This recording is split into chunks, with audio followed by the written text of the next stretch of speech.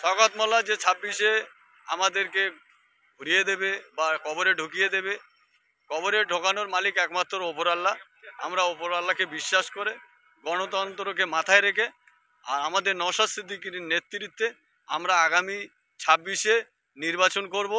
তাতে শওকত মোল্লা যে বলছে 5টা লাশ পড়বে, আমরা ভাঙড়ের একটা লাশ পড়বে না, আমরা নির্বাচন করাবো আইএসএফ ইন্ডিয়ান সেকুলার ফ্রন্টের পক্ষ থেকে। যে আমাদের তামান্না বোনটাকে যে বোম মেরে আঘাত করে দিল, সেই সব ছেলেরা এখনো দাবিয়ে বেড়াচ্ছে। তানাদের শাস্তির দাবিতে আমাদের এই অধিকার সভা। এই আন্দোলন অবশ্যই চলবে।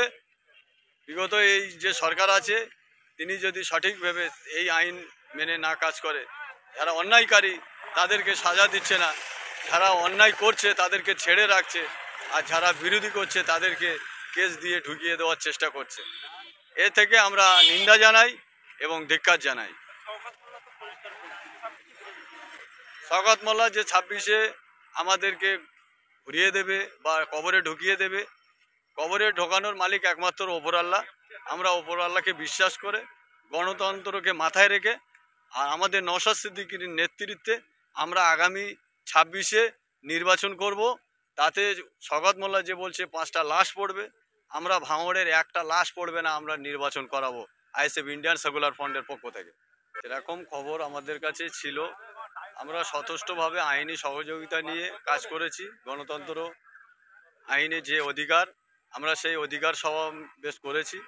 যদি সবার পরে কোনো বাড়ি আক্রমণ বা কোনো ছেলেকে আক্রমণ করা হয়, তাতে আমরা ছেড়ে দেব না। আইনি সহযোগিতা নিয়ে তাদেরকে ব্যবস্থা নেব।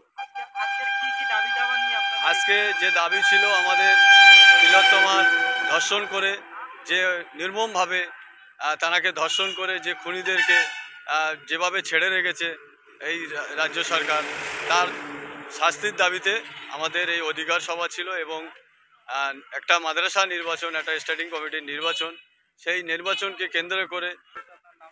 আমার নাম এমডি সেলিম বৈদ্য, আমি এই অঞ্চলের ভাইস প্রেসিডেন্ট।